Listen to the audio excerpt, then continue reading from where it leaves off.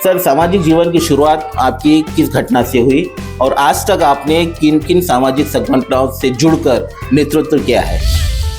भारतीय मुसलमानों के पास राजनीतिक विकल्प क्या है? क्या वो राजनीति से दूर रहे या कोई प्रेशर ग्रुप बनाकर कार्य करें, या फिर सेक्युलरिज्म को बचाने के लिए किसी सेक्युलर पार्टी को वोट दें, अपने हितों का ख्याल किए बिना अपनी खुद की लीडरशिप तैयार करें, या राष्ट्रीय स्तर पर कोई मुसलमानों का राजनीतिक दल हो? तमाम पार्टियों का बायलॉज पढ़ने के बाद सिर्फ एक पार्टी है जिनके खिलाफ आप हमेशा रहते हैं, वो है कांग्रेस। इसी क्या वजह? प्रदीप नागापुरकर साहब के वालिद साहब ने आपको कहा था कि पॉलिटिक्स ज्वाइन करो, हाँ। लेकिन कम्युनिस्ट पार्टी में नहीं। मत आओ, जी, कहा मत था आओ। उन्होंने। यस। अस्सलाम वालेकुम रहमतुल्लाहि वबरकातुहू। साथियों, मैं जावेद हाशमी। रूबरू के सेकंड सीजन के पहले एपिसोड में मैं आप सभी का स्वागत करता हूं। साथियों, आपके सपोर्ट से रूबरू चैनल 1 साल मुकम्मल कर चुका है। इसे 2 लाख के करीब व्यूज भी प्राप्त हो चुके हैं। रूबरू चैनल चालू करने की एक वजह थी कि हम आपको हमारे शहर, हमारे जिले के उन मशहूर शख्सियतों से रूबरू करवाएं जिसे आप सुनना और जानना चाहते थे।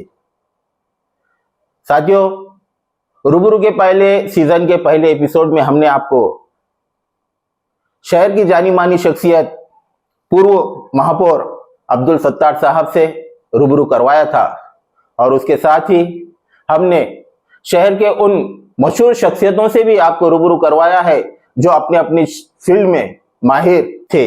रूबरू के इस सेकंड सीजन के पहले एपिसोड में हम आपको उस शख्सियत से रूबरू करवा रहे हैं। हमारे दर्शकों की भारी डिमांड थी, हमारे दर्शक उस शख्सियत को देखना सुनना चाहती थी। आज रूबरू के दूसरे सीजन के पहले एपिसोड में हमने हमारे दर्शकों की वो डिमांड पूरी कर दी है। हम हमारे दर्शकों की डिमांड पर उस शख्सियत से आपको रूबरू करवा रहे हैं। उस शख्सियत से आपको रूबरू करवाने से पहले मैं उस शख्सियत के बारे में 2 शब्द कहना चाहता हूं। अकेला ही चला था जानिबे मंजिल, मगर लोग जुड़ते गए, कारवां बनता गया। ये वो शख्सियत है जो पिछले 25 वर्षों से वंचित घटकों के लिए, वंचित समाज के लिए कार्य करता आ रहा है। चाहे वो वंचित समाज किसी भी जात का या धर्म का हो, वंचित समाज के हक के लिए वो रास्तों पर उतरकर शासन प्रशासन से लगातार लड़ाई लड़ता आ रहा है। वंचित समाज के लिए रास्तों पर लड़ते लड़ते उन्होंने जाना कि वंचितों की लड़ाई सड़कों पर नहीं, उचित प्लेटफॉर्म पर भी लड़ी जानी चाहिए। इसीलिए उन्होंने राजनीति में प्रवेश करने की सोची। उन्होंने राजनीति में हमेशा संघर्षपूर्ण राजनीति की है। अगर वो चाहते तो प्रस्तावित पार्टी में शामिल होकर सत्ता की मलाई खा सकते थे। इससे उनका और उनके परिवार का भला हो सकता था, लेकिन वंचित घटकों का नहीं। यही सोचकर वो विश्व रत्न बाबा साहेब अम्बेडकर के पोते एडवोकेट प्रकाश अम्बेडकर साहब के साथ जुड़े। प्रकाश अम्बेडकर साहब ने उनकी काबिलियत देखकर उन्हें वंचित बहुजन आघाड़ी का महाराष्ट्र प्रवक्ता बनाया है। तो मिलते हैं वंचित बहुजन आघाड़ी के महाराष्ट्र प्रवक्ता फारूक अहमद साहब से। आपकी औकात और हिम्मत है हम पे कार्रवाई करने की, आपके पुलिस में दम है हम पर गुनाह दाखिल करने का। अगर तुम्हारी मजाल है तो करके देखो। ओपन चैलेंज है गृह मंत्री को। हमने खुले मंच पे टीपू सुल्तान की प्रतिमा लगाई है।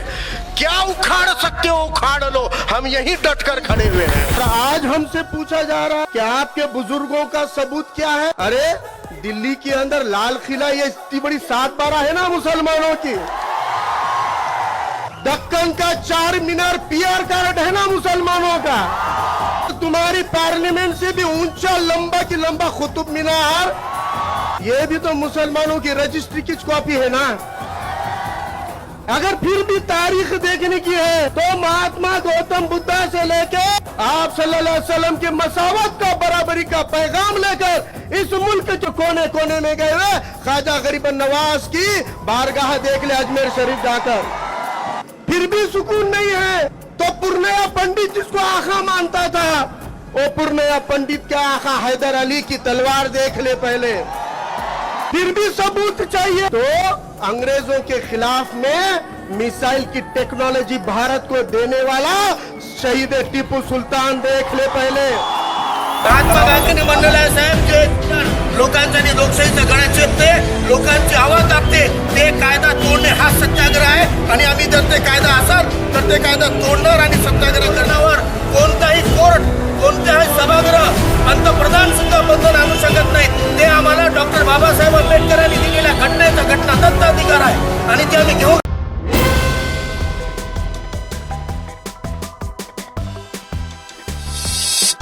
तो आइए मिलते हैं जनाब फारूक अहमद साहब से। सर, आपका बहुत बहुत स्वागत है हमारे इस प्रोग्राम में। आपने अपने कीमती समय हमारे इस प्रोग्राम को दिया है और मैं चाहूँगा कि आप हमारे दर्शकों को आपके और आपके परिवार के बारे में ज़रा संक्षिप्त में परिचय करवाएं। सबसे पहले आपका बहुत बहुत शुक्रिया। आपके तमाम दर्शकों का भी हम खैर मकदम करते हैं। हर किसी के ज़िंदगी में दोस्ती के सितारे मुस्कुराते हैं, तभी इखलास से और मोहब्बत से दोस्त और यार रूबरू आते हैं। तो रूबरू ये नाम ही काफ़ी है। ज़िंदगी में हमेशा अक्सर रूबरू होना चाहिए, ज़िंदगी के मसले मसाइल से होना चाहिए। समाजी नुक्ते नज़र से भी देखा जाए तो जो दिक्कतें परेशानियाँ होती है उसके इंसान रूबरू आना चाहिए, और रूबरू आने के लिए एक हिम्मत लगती है। जो लोग रूबरू आने से डरते हैं वो ज़िंदगी से भागते हैं। तो आप एक मौका अता करते हैं लोगों को रूबरू आने का, तो एक बड़ा काम रूबरू के ज़रिए आप कर रहे हैं, इसलिए आपके लिए तमाम नेक ख्वाहिशात है। अल्लाह ताला आपके इन मकसदों को कामयाब करे और समाजी बदलाव में आपके रूबरू का एक अहम रोल कम से कम अपने नांदेड़ और महाराष्ट्र की सियासत में, समाजियत में एक तब्दीली का ये बहाना बने। आपने कहा कि मुझे अपने और अपने फैमिली के बारे में संक्षिप्त में मुख्तसर में बताना है, तो मेरा नाम फारूक अहमद है। मेरे वालिद साहब एक गवर्नमेंट सर्वेंट रहे हैं, वो as a sectional engineer retire हुए हैं, और क्योंकि वो सरकारी मुलाजिम थे तो हमारी पैदाइश से पहले से सरकारी नौकरी में हर जगह पे वो 2-3 साल का वक्त बिताना पड़ता है, नौकरियों में ट्रांसफ़र होती रहती है। तो जब हमारी पैदाइश हुई उस वक्त में उनकी ड्यूटी उस्मानाबाद ज़िले में थी। सोलापुर ज़िला, उस्मानाबाद ज़िला, लातूर ज़िला, अहमदपुर, फिर यवतमाल ज़िले में उमरखेड़ और फिर नांदेड़। लेकिन नांदेड़ में सबसे मेरी ज़िंदगी का 2/3 अगर कहे तो वो वक्त बीता हुआ, इसलिए अब यहाँ से आगे मुझे लगता है कि हमारे वालिद साहब ने इस नांदेड़ को ही हमारी अब न्यू बना दी है, और इंशाल्लाह आने वाली पीढ़ियाँ भी इसी को अपना सरजमीन और वतन मानेगी। लेकिन हमारे दादा ददियाल जो है वो पड़ोस में जो बॉर्डर पे उमरखेड़ है वो हमारी ददियाल है, और बॉर्डर पे मराठवाड़ा के मुक्ति में एक अहम रोल विदर्भा के उस बॉर्डर एरिया का रहा है। बहरहाल सरकारी नौकरी की वजह से क्वार्टर्स में रहे हैं। आतराफ का माहौल जो था वो सभी मज़हब के, सभी जाति के, अलग अलग क्लास के लोगों के बीच में बचपन से बड़े हुए हैं, इसलिए समाजी तरबियतें उन तजुर्बों से हुई है। इसलिए लगता था कि समाज में अच्छी नीयत के साथ मुल्क और कौम के तरक्की के लिए कोई कंट्रीब्यूशन अपना भी होना चाहिए, और वही फ़िक्रें थी कि आज हम समाजी ज़िंदगी में, समाजी सियासी ज़िंदगी में हैं। मुझे लगता है मुख्तसर में ये तारुफ काफ़ी है। सर, आपने आपके बारे में और आपके पारिवारिक पृष्ठभूमि के बारे में आपने बताया है। सर, सामाजिक जीवन की शुरुआत आपकी किस घटना से हुई और आज तक आपने किन किन सामाजिक संगठनों से जुड़कर नेतृत्व किया है? सामाजिक ज़िंदगी की शुरुआत वैसे देखा जाए तो मैं जब 4th कक्षा में था, 4th क्लास में था, तो 3री और 4थी एक मराठी मीडियम के स्कूल में मैं पढ़ा करता था, और हमारी क्लास में जितने बच्चे थे वो पूरे नॉन मुस्लिम ही थे और वो अच्छे दोस्त थे।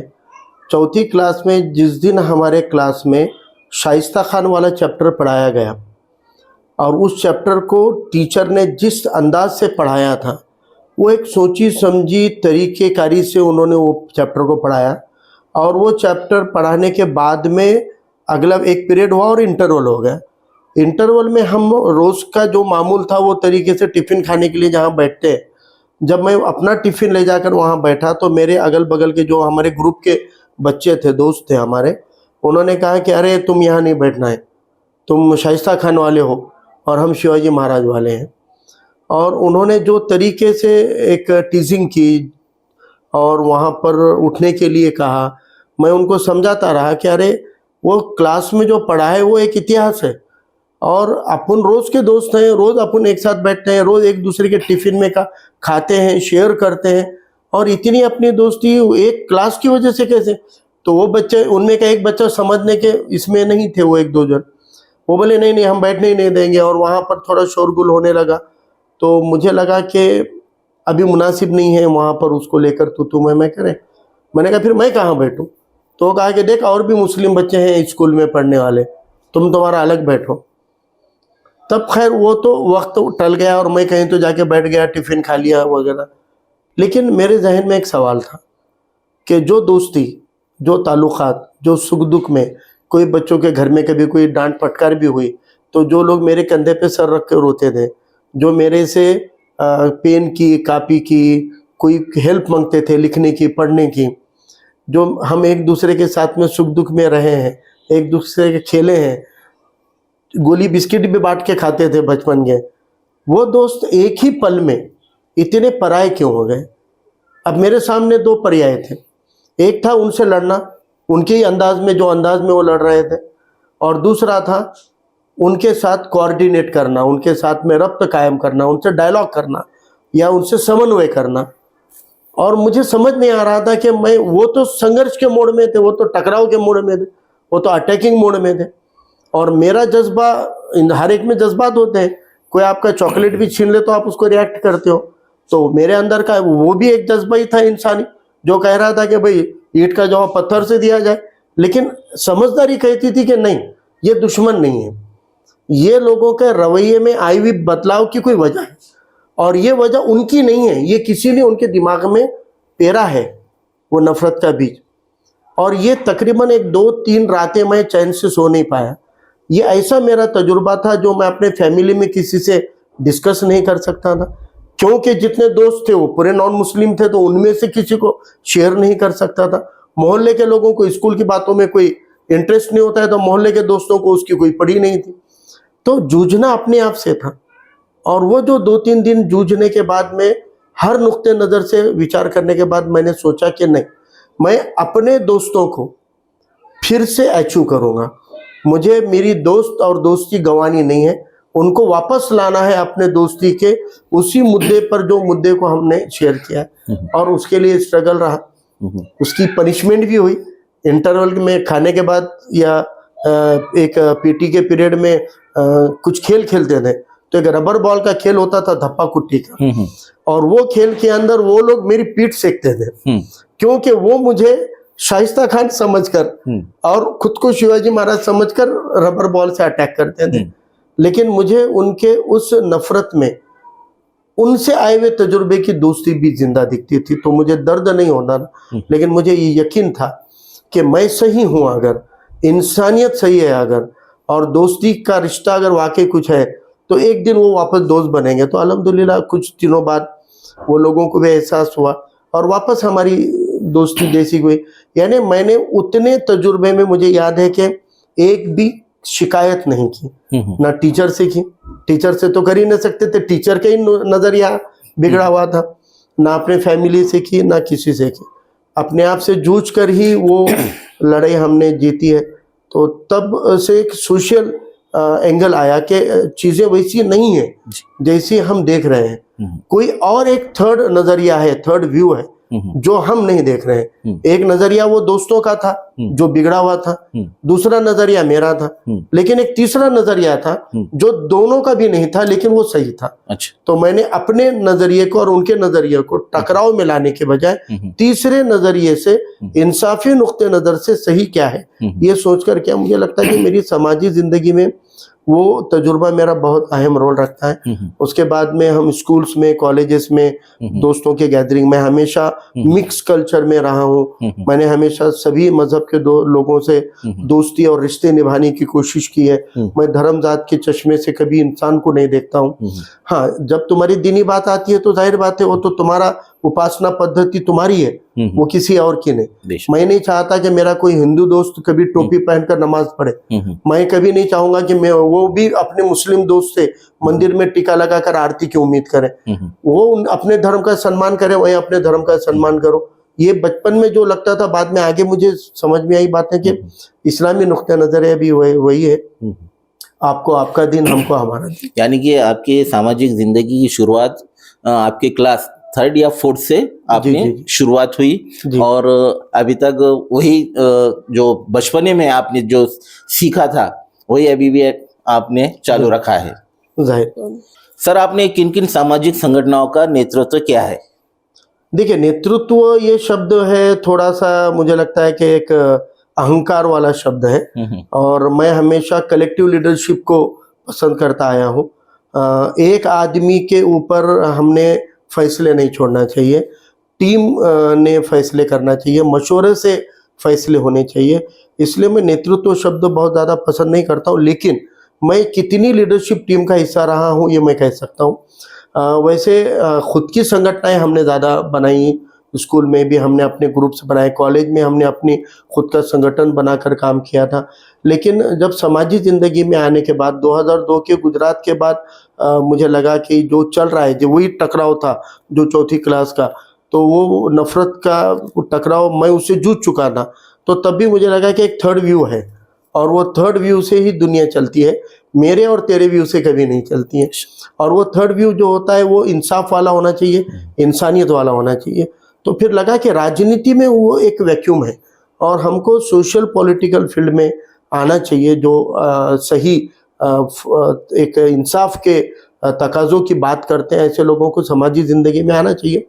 तो मैंने वो वाली आफ्टर कॉलेज लाइफ जो सोशल मेरी जर्नी चालू हुई, वो अंधश्रद्धा निर्मूलन समिति से शुरू हुई। उसमें डॉक्टर नरेंद्र दाभोलकर साहब के सदारत में वो चलती थी, लेकिन नांदेड़ में उससे मुझे जोड़ने का काम मेरे एक पत्रकार मित्र है प्रदीप नागापुरकर साहब, उनके दावत पर मैं वो पहली मीटिंग में गया था, जहाँ पे माजी आमदार पीजी दस्तूरकर सर जिलाध्यक्ष थे। और मुझे पहले दिन ही उन लोगों की जो तकरीरों से जो बातें सामने आई, मुझे लगा कि ये लोग तो वही बातें कर रहे हैं जो मैं जुम्मा के बयानों में या मैंने तर्जुमे में जो पढ़ी हुई थी, और वही चीज़ें थी जो अपने को इस्लामिक टीचिंग में भी दी गई थी कि कोई एक्सप्लॉयटेशन नहीं होना चाहिए, कोई एक्सटॉर्शन नहीं होना चाहिए, और गलत धारणाएं नहीं रहनी चाहिए, साइंटिफिक नज़रिए से चीज़ों को देखनी चाहिए। और मुझे बचपन से घर से वही माहौल मिला हुआ था। हमने कभी भी अंधश्रद्धाओं को कभी भी हमारे फैमिली ने करीब नहीं आने दिया था। तो रैशनल अप्रोच फैमिली का था, और वो भी just due to Islamic approach ही था। और हमारे वालिद साहब हमेशा प्रैक्टिकल सेंस की बात करते थे। कोई भी लोग जो भी हम बोलते थे कि हमारे दोस्त अल्लाह फलानी जगह गए, उन्होंने फलानी मन्नत की है, और वो उसके ऊपर एक बकरा लिया के काट रहे, तो वालिद साहब बिठा के समझाते थे कि देता कौन है, अल्लाह देता है। तो अल्लाह से मांगने का तरीका क्या है, इबादत दुआएं हैं, राइट। तो ये सारी चीज़ों का जो अप्रोच था, वो अप्रोच फैमिली में पॉजिटिव रहा। तो फिर अनीस में लगा कि ये अपने विचारों से मिलती जुलती तहरीक है, और वहाँ पर काम किया। वहाँ पर काम करते करते पॉलिटिकली और वर्कर्स के इसमें प्रदीप नागापुरकर के पिताजी जो थे वो कामगार नेता थे बहुत बड़े, और वो बुढ़ापे के कारण घर पे बैठे थे, उनसे बहस डिस्कशन होती थी। उनका अप्रोच अलग था, हमारा अप्रोच अलग था, लेकिन इन डिस्कशंस के अंदर वो मुझे बहुत फोर्स करते थे। वो कहते थे कि फारूक तुम पॉलिटिक्स ज्वाइन करो, तो मैं उनको कहता है कि नहीं मेरे को बिजनेस करना है। तो मेरे को बोलते थे कि भाई तुम्हारे समाज में तुमने आज से अगर जिंदगी भर कड़ी मेहनत करके बिजनेस करके करोड़ों भी जमा किए, तो तुम्हारे समाज में तुमने जमा किए उनकी तुलना में जितना बड़े बिजनेसमैन मिलेंगे, तुम उनके पासन को नहीं बैठोगे। मैंने कहा फिर मैं संस्था चालक बनूंगा, संस्था पे ध्यान दूंगा। बोले तुम जिंदगी भर संस्थाएं चलाने के बाद जितने बड़े संस्था चालक बनोगे, तुम्हारे समाज में उससे कई बड़े दिग्गज संस्था चालक है जिनके तुम पासंग में नहीं रहोगे। तुम्हारे समाज को एक अच्छे बिजनेसमैन की, एक अच्छे संस्था चालक की, एक अच्छे डॉक्टर, वकील, पत्रकार की नहीं, तुम्हारे समाज को एक अच्छे पॉलिटिकल एक्टिविस्ट की ज़रूरत है, एक अच्छे राजनीतिक कार्यकर्ता की ज़रूरत है। और अपने समाज के उस वैक्यूम को दूर करने की तुम्हारे अंदर क्षमता है, तुम उसको समझ सकते हो, सही और गलत में फ़र्क कर सकते हो। वो बहुत इसरार करते थे, और ये भी कहते, जब मैंने उनको कहा कि अच्छा बताओ मैं कौन सी पार्टी ज्वाइन करूँ, तो उन्होंने मुझे क्लियर कट कहा था कि आप कोई भी पार्टी ज्वाइन करो, लेकिन हमारी कम्युनिस्ट पार्टी ज्वाइन मत करो। अच्छा। क्योंकि ये चुनावी राजनीति में मेरी पार्टी तुम्हारे साथ में कोई सपोर्ट नहीं करेगी, क्योंकि चुनावी राजनीति को मेरी पार्टी तवज्जो नहीं देती है, लेकिन तुम चुनावी राजनीति करो। और बड़े फोर्स से उन्होंने एक दो सुझाव भी दिए थे, जो मैंने उनके चर्चा में नकार भी दिए थे कि मैंने कहा नहीं, मैं ये तो नहीं करूंगा। लेकिन बाद में उनके इंतकाल के बाद उनका जो वैक्यूम बन गया था, तो मुझे लगा कि कामगार क्षेत्र में, मजदूर क्षेत्र में लोगों को किसी लीडर की, कार्यकर्ता की जरूरत है, लेकिन उतनी लीडरशिप है नहीं। तो फिर तब प्रदीप नागापुरकर जो ऑलरेडी कामगारों का काम कर रहे थे, तो मैं उनसे जुड़ गया और उनके जरिए हम उनको हेल्पिंग फेज में था, मैंने ज्वाइन नहीं किया था। लेकिन सच्चर की रिपोर्ट आने के बाद, सच्चर की रिपोर्ट पहला ऐसा हथियार था जो हमको अपने कौम की पसमानदगी को जाहिर करने के लिए, और जिसको एक अथॉरिटी थी, ऑथेंटिसिटी थी, क्योंकि वो पीएम ने अपॉइंट की वाली कमेटी का रिपोर्ट था। तो वो कोई सोशल संगठन ने नहीं कहा कि मुसलमान पिछड़ा है, वो पंत प्रधान ने नियुक्त किए हुए एक नेशनल लेवल की कमेटी का रिपोर्ट था, और जस्टिस राजेंद्र सच्चर के सदारत में बनी वाली वो कमेटी थी। तो वो रिपोर्ट की एक अहमियत थी। आप अदालतों को और हाउस को, पार्लियामेंट और असेंबली को ताकत से बोल सकते थे कि ये देखो, ये तुम्हारा ही डॉक्यूमेंट प्रूव करता है, यही वो रिपोर्ट है जो बता रही है कि हमको ये बीमारी है, और ये बीमारी की वजह तुम हो, और ये बीमारी का इलाज भी अब तुम ही करोगे। तो उस रिपोर्ट को इस हथियार के तहत हमको इस्तेमाल करने की जरूरत का एहसास हो रहा था। कोई सामने आ नहीं रहे थे। जो सच्चर के नाम पे प्रोग्राम नांदेड़ में हुआ था बीके हॉल में, वो प्रोग्राम के जो अहम मुखर्रीन थे वही आके वहां पे बोल रहे हैं कि कौन कहता है कि मुसलमान पसमानदा है। अच्छा। जिस मुसलमान के पास में कुरान मस्जिद के जैसी किताब हो, पसमानदा कैसे हो सकता है। उन्होंने समाजी पसमानदगी को दीनी नुक्ते से जोड़ने की गलती कर दी। हम दीनी नुक्ते नजर से नहीं बोल रहे हैं, दीनी नुक्ते नजर से हम दुनिया के सबसे आला मजहब को जुड़े हुए हैं, इसमें कोई दो राय नहीं है। लेकिन जो दीनी नुक्ते नजर ने हमको इक्वालिटी के साथ, तरक्की के साथ में जीने के लिए हकूक दिए हैं, मुल्क की खिदमत के लिए हमको इस सिस्टम में अपनी खिदमतें देने का इख्तियार दिया है, जो देश के संविधान ने भी दिया है, वो मिल नहीं रहा है ना। आप 15% आबादी में हो, लेकिन अदालतों में 1% जज तुम्हारे नहीं है। तुम्हारी आबादी के तनासुब में तो रहने चाहिए। आप 15% आबादी में हो, लेकिन मिलिट्री के अंदर तुम 3% नहीं है, तुम पुलिस फोर्स में नहीं है, तुम आला अफसरात में नहीं है, आप कलेक्टर में नहीं है, आप कोई भी ऊंचे दर्जे पे नहीं है, निचले दर्जे पे भी नहीं है। सबसे ज्यादा मुसलमानों की भर्ती रेलवे में है, और वो भी क्लास 3 क्लास 4 में है। वो परसेंटेज 4 है। यानी हम 15% आबादी में रहते हुए सरकारी नौकरियों में, रेलवे में भी 4 है, और बाकी जगह 1.5%। तो ये सच्चर की रिपोर्ट के बाद फिर मैंने पानसरे को बुलाया था उस सच्चर के प्रोग्राम का एक वक्ता के तौर पर। जी। और शाम के प्रोग्राम था, दोपहर में वो आ गए, तो उनके साथ लंच आवर में बैठे। तो उन्होंने, क्योंकि वो सच्चर के ऊपर लेक्चर देते हुए घूम रहे थे पूरे महाराष्ट्र में, और साथ ही साथ किताब भी लिख रहे थे, तो वो जब भी कोई मुसलमान मिल जाता तो वो सच्चर के फाइंडिंग को क्रॉस वेरीफाई करते थे। अच्छा। मुझे वो पता नहीं, लेकिन खाना खाते खाते मुझे लगा वो आसानी से इजी वे में सवाल पूछ रहे हैं, मैं जवाब देता गया। मैंने मेरी सोच समझ से जो जवाब दिए उससे वो मुतासिर हो गए जी। और उन्होंने फिर आखिरी में मुझे कहा कि शाम का प्रोग्राम का शेड्यूल क्या है। मैंने कहा इब्तिदाई कलामात नागापुरकर साहब रखेंगे, और उसमें एक गेस्ट डॉक्टर काब्दे साहब हैं, माजी आम खासदार, और सदाशिव पाटिल साहब जो है वो सदर रहेंगे, या दस्तूरकर सदर रहेंगे, और वो सदारती तकरीर करेंगे, और आपका मेन सिंपोजियम है, व्याख्यान है, उसके बाद में अध्यक्षीय समारोह होगा। उन्होंने कहा कि तुम, मैंने कहा नहीं, मैं भाषण नहीं करता हूँ, मुझे भाषण नहीं आता है। तो उन्होंने कहा कि तुम इब्तिदाई कलामात, प्रस्तावना रखने वाले हो, अच्छा, तो ही मैं आऊंगा, नहीं तो मैं नहीं आऊंगा। मैंने कहा सर आप सुनो, मैं 5वीं में, सॉरी मैं 9th या 10th में था, तब एक बार मैंने एक हिस्सा लिया था तकरीर में, और जाकर खड़ा हुआ, पहली लाइन बोलती तालियां बज गई, और वो तालियां बजने में मेरा कंसंट्रेशन डिस्टर्ब हो गया और मेरे पैर को पसीना आ गया, और मैं दूसरी लाइन पर जाकर बैठ गया। अच्छा। मैंने कहा सर मैं जिंदगी में तकरीर नहीं कर सकता हूँ।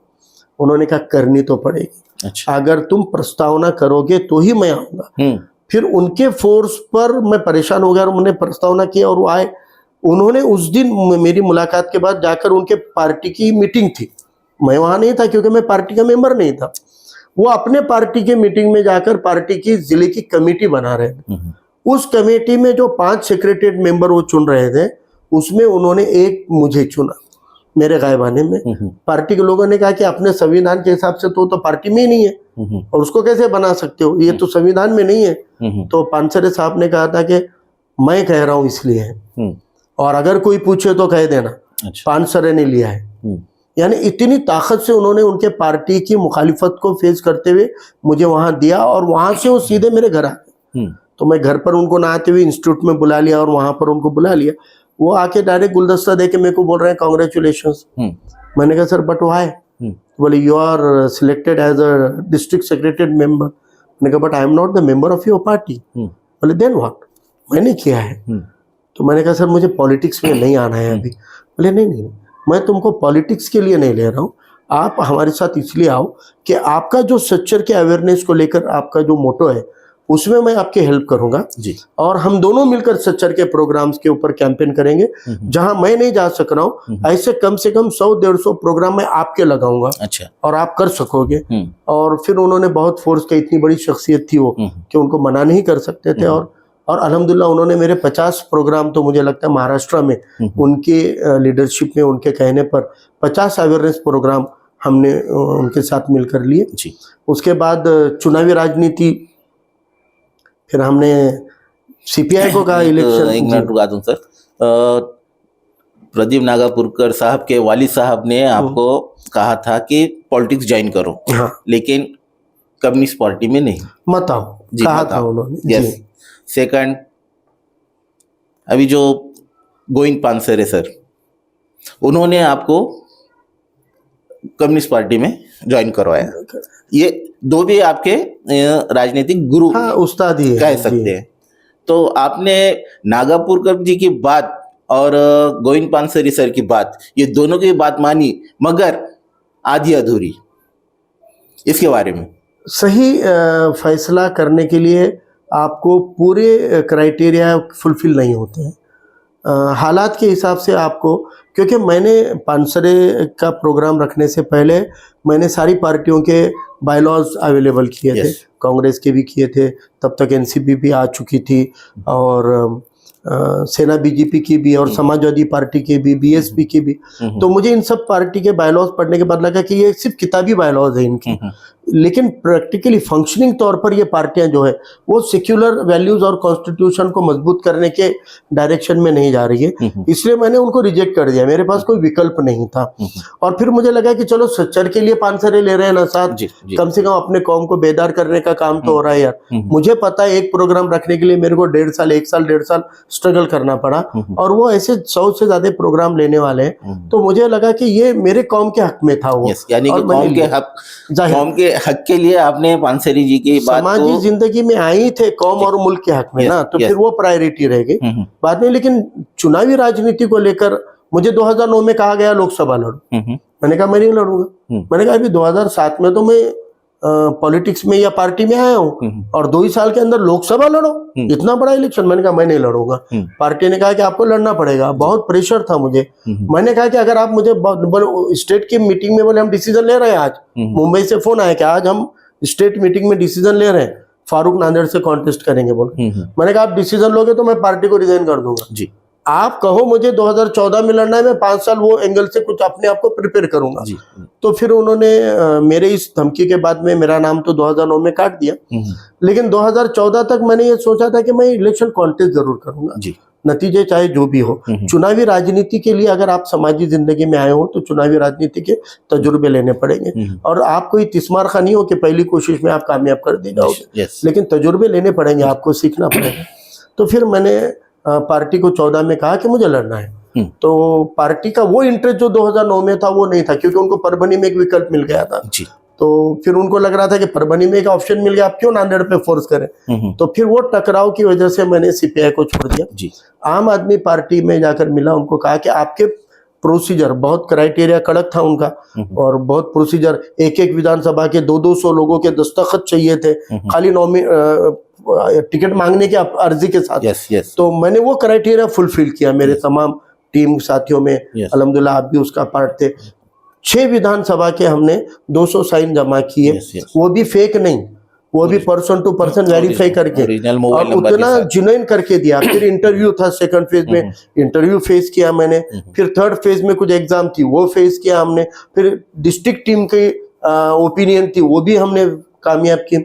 सब होने के बाद एज पर क्राइटेरिया मेरा नाम फाइनल होकर गया था, यस यस। लेकिन मेरे नाम की जगह किसी और का नाम डिक्लेयर हो गया। लेकिन हमने सब्र से काम लिया। तब तो सबका कहना था कि जो अपने आप को ट्रांसपेरेंसी की बात कर रही है और जन स्वराज की बात कर रही है, ऐसी पार्टी भी अगर भेदभाव कर रही है, आपको क्राइटेरिया में आने के बावजूद टाल रही है, तो नहीं रहना है। लेकिन मैंने कहा नहीं, सब्र से काम लो, ऐसी फैसले जो है वो जल्दबाजी में नहीं लेना। हमने ईमानदारी से पार्टी में रहा, जो पार्टी ने कैंडिडेट दिया था ग्रंथी जी का, ईमानदारी से तन मन धन से काम भी किया। बाद में भी हम पार्टी में लगातार काम करते रहे, लेकिन पार्टी ने विधानसभा भी नहीं लड़े और कहा कि महाराष्ट्र हमारे एजेंडा पे नहीं है, 2029 से पहले हम महाराष्ट्र को कोई चुनाव नहीं लड़ेंगे। तो फिर लगा कि चुनावी राजनीति तो यहाँ पे हो नहीं रही। तो फिर एक स्वराज्य सेना जो है, जो हमारे प्रदेश अध्यक्ष थे आपके सुभाष वारे सर के गाइडेंस में, फिर हमने एक सामाजिक संगठन बना लिया और सामाजिक काम कर रहे थे। वो काम करते करते आगे का सफर तो वंचित से जुड़ा, आपको पता ही है। सर, आपने कहा है कि चुनावी राजनीति में हिस्सा लेने के लिए आपने तमाम राजनीतिक पार्टियों के बायलॉज मंगवाकर उसे पूरी स्टडी कर ली थी, फिर बाद में जाकर आपने कम्युनिस्ट पार्टी ज्वाइन की। तमाम पार्टियों का बायलॉज पढ़ने के बाद सिर्फ एक पार्टी है जिनके खिलाफ आप हमेशा रहते हैं, वो है कांग्रेस। इसी क्या वजह है? आपके मोहल्ले में अगर कोई इशू चल रहा है और समझो आपके मोहल्ले में सफाई को लेकर इशू चल रहा है और आपके शहर में 81 नगर सेवक है, तो आप किस नगर सेवक से जाके झगड़ा करेंगे? हमारे वार्ड के। आप अपने वार्ड के नगर सेवक से झगड़ा करोगे जी। आप पड़ोस के प्रभाग में जाके उस नगर सेवक को झगड़ा करोगे? आपके मोहल्ले में गंदगी नहीं करोगे, क्योंकि आपने उसको चुना है, आपने उसको वोट दिया है, आपका हक है उसके ऊपर।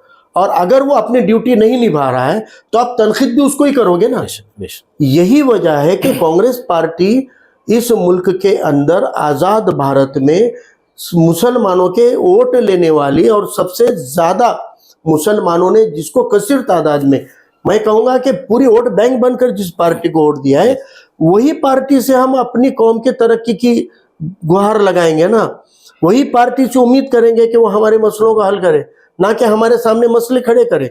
लेकिन मेरा ये देखने में आया है कि आज़ादी के बाद पहले जनरल इलेक्शन में मौलाना अबुल कलाम आज़ाद एक इतनी बहुत ही बढ़िया उम्दा क़यादत को ख़त्म करने का काम कांग्रेस ने किया है। आज़ादी के पहले भी उनको कांग्रेस के अध्यक्ष बनाया गया, राष्ट्रीय अध्यक्ष बनाया गया।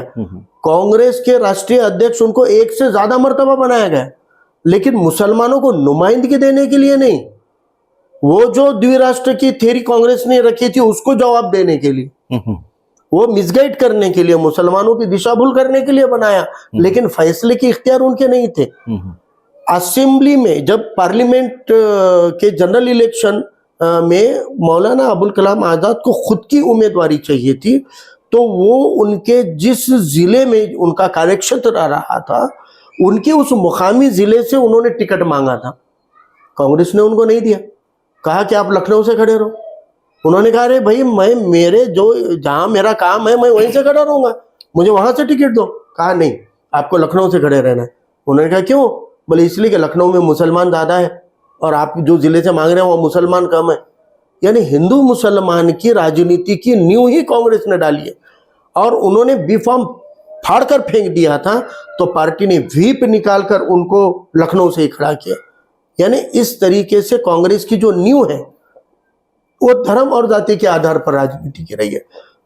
दूसरी बात, कांग्रेस की शुरू से जो फैसले रहे वो मुसलमानों को सिर्फ खुश करने के लिए बयानात जरूर देती थी, लेकिन मुसलमानों की तरक्की के लिए बुनियादी उसने कोई काम नहीं किए हैं। जब सुप्रीम कोर्ट के फैसले को, शाहबानों के फैसले को मुसलमानों ने उसकी मुखालिफत की और मोर्चे निकाले, तो सही और गलत बात को सरकार का काम था भरोसे में लेने का।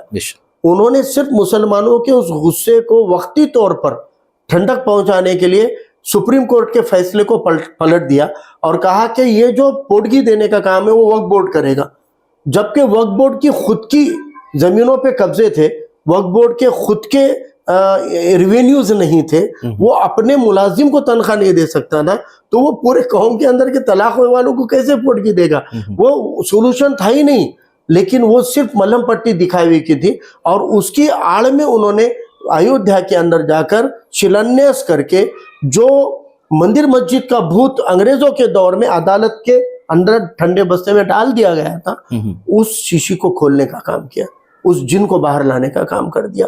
और उसी वक्त से पूरी सियासत जो है पोलराइज होना चालू हुई, नफरत की बीज बोए गए। और उसी मुद्दे को लेकर आज जैसे कि कल इन्होंने कहा, कांग्रेस ने क्लेम किया कि बाबरी मस्जिद का क्रेडिट बीजेपी नहीं ले सकती है, वो कांग्रेस का है, और हकीकत है जी वो क्रेडिट कांग्रेस का ही है। ये जो मस्जिद की शहादत है, वो बाबरी मस्जिद की शहादत, अयोध्या के राम मंदिर निर्माण का क्रेडिट अगर कांग्रेस ले रही है तो बाबरी मस्जिद की शहादत का क्रेडिट भी तो कांग्रेस को ही है ना।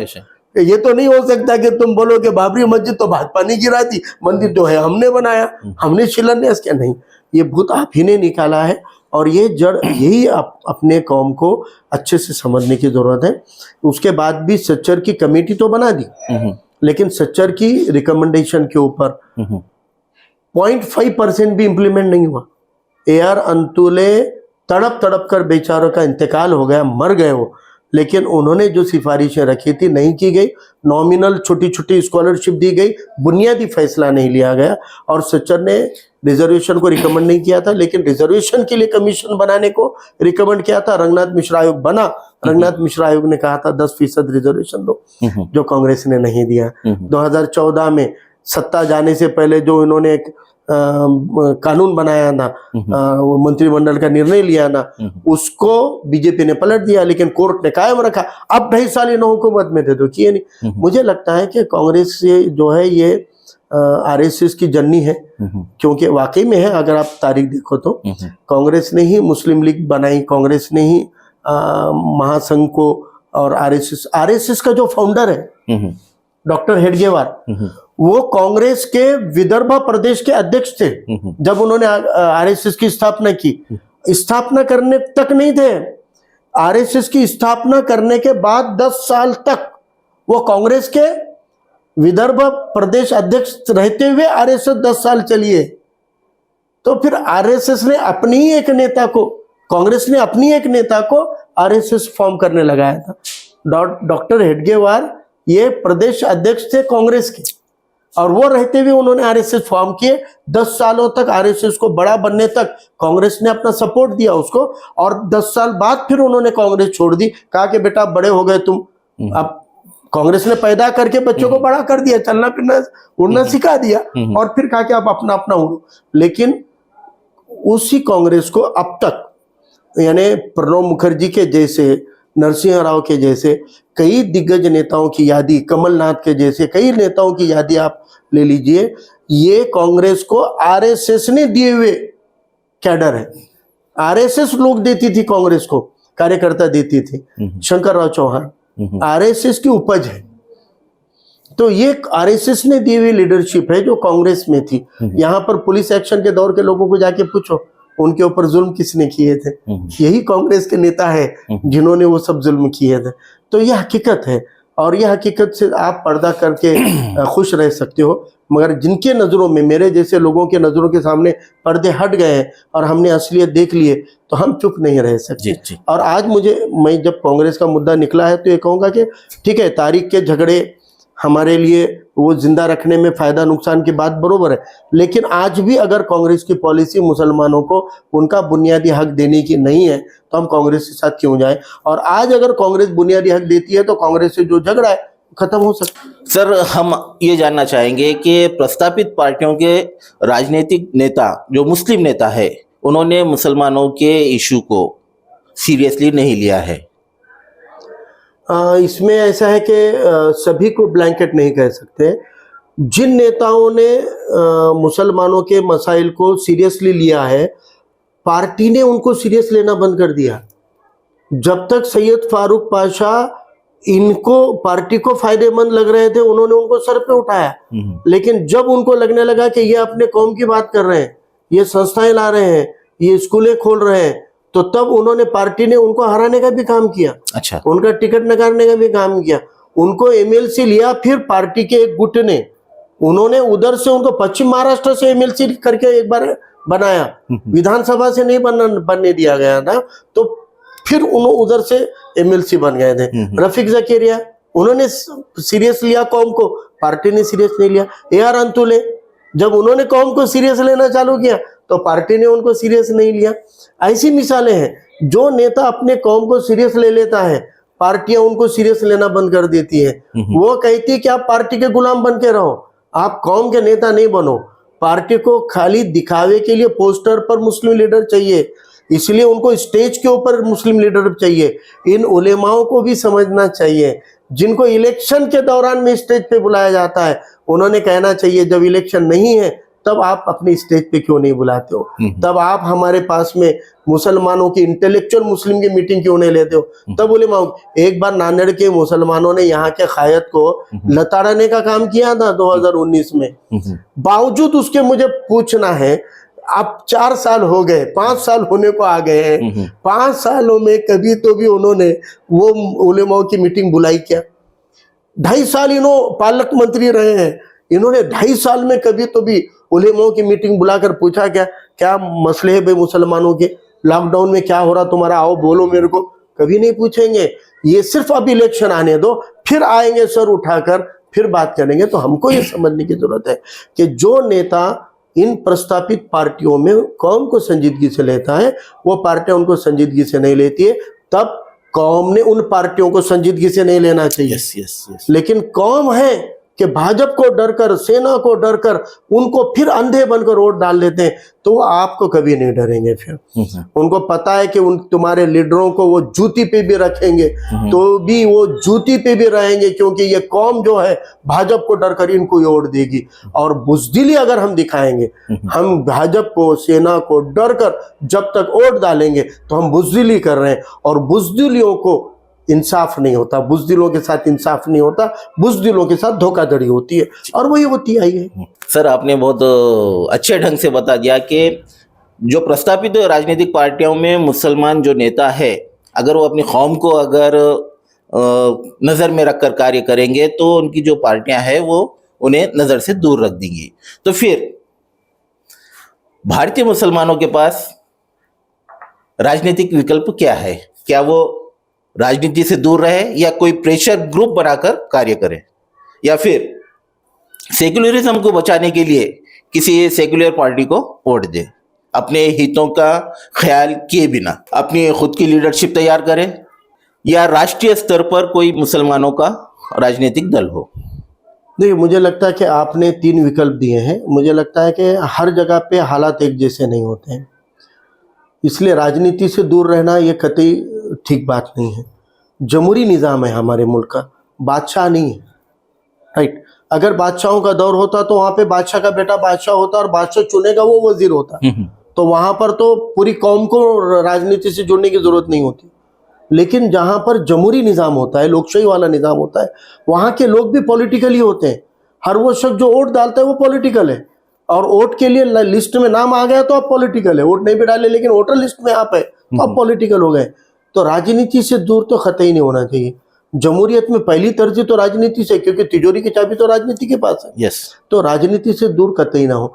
हाँ, प्रेशर ग्रुप बनाए कब, ये आखिरी ऑप्शन है, जब आपके पास में अच्छी लीडरशिप नहीं है, जब आपके पास अच्छी सोशियो पॉलिटिकल संगठन नहीं है और आप अपना वजूद खड़ा नहीं कर सकते हैं, तो उस वक्त में आप कुछ नहीं कर सकते, तो प्रेशर ग्रुप बनाइए। लेकिन वो प्रेशर ग्रुप वोट के बदले काम, कॉन्ट्रैक्ट लेने के लिए, गुत्तेदारी लेने के लिए, पैसा लेने के लिए नहीं रहना चाहिए। वो हमारी कौम के एजेंडा पे, वो नुक्तों पे काम करने के लिए होना चाहिए।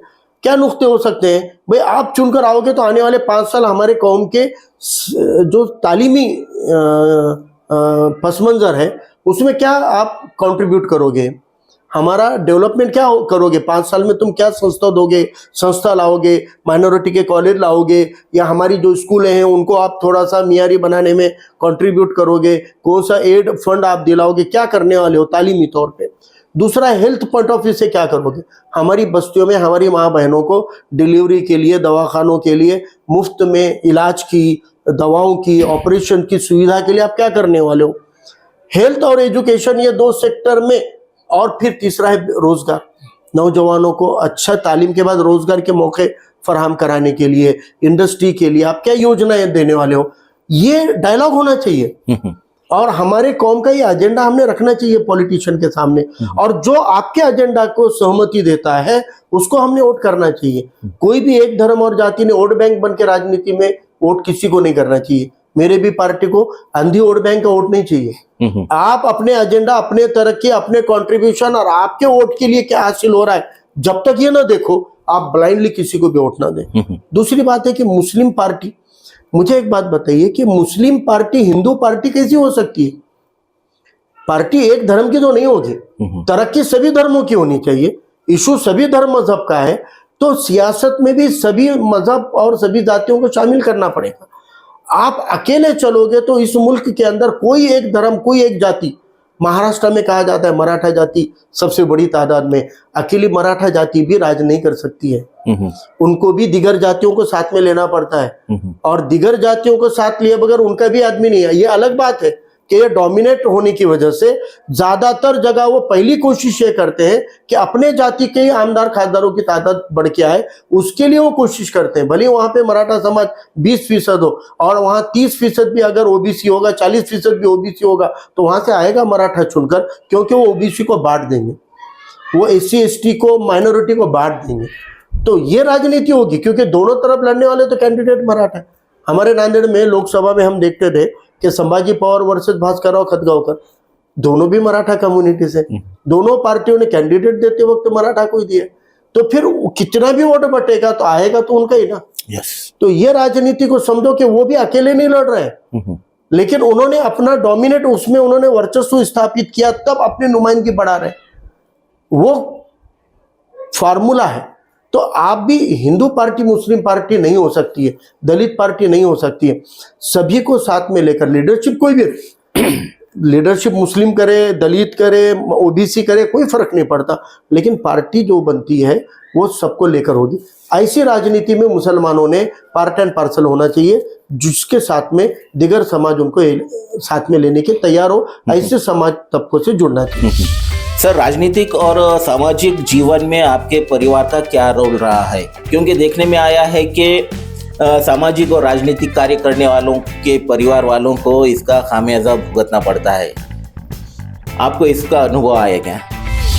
सर, आपके आइडियल एडवोकेट प्रकाश अम्बेडकर साहब है और उन्होंने आपको बहुत बड़ी जिम्मेदारी दी है, महाराष्ट्र का प्रवक्ता बनाया वंचित का, और आपके काबिलियत को देखते हुए महाराष्ट्र भर के, अपने नांदेड़ जिले के, शहर के बहुत सारे नौजवान वंचित से जुड़ रहे हैं, तो इनका आगे का भविष्य क्या है? देखिए, ये एक मूवमेंट है। सर, आपको महाराष्ट्र की 2 महान हस्तियों के साथ कार्य करने का मौका मिला, एक है दाभोलकर साहब और दूसरे पानसरे जी। सर, NRC UCC जैसे फितने सरकार क्यों ला रही है, और इसमें मुसलमानों की क्या भूमिका रहनी चाहिए, और इन्हें अवेयर करने के लिए आपकी ओर से आपने क्या क्या कार्य किए हैं? सर, आपने बेहतर ढंग से बता दिया कि NRC और UCC जैसे फिटनेस सरकार क्यों लाना चाहती है। ऐसे में मुसलमानों की क्या भूमिका रहनी चाहिए, और मुसलमानों को अवेयर करने के लिए आपने कौन कौन से कदम उठाए हैं? दहशतगर्द बताकर बेबुनियाद तरीकों से मुसलमानों की गिरफ्तारियां और मामूली लूटने की घटनाएं बहुत हो रही है, इस पर आप बहुत दिनों से, बहुत सालों से कार्य करते आ रहे हैं, इसके बारे में हमारे दर्शकों को बताइए। सर, नांदेड़ कांग्रेस में जो मुस्लिम क़यादत, पढ़ी लिखी मुस्लिम क़यादत थी, क्या आपको लगता है कि उस पढ़ी लिखी मुस्लिम क़यादत को नांदेड़ कांग्रेस ने ख़त्म कर दिया है?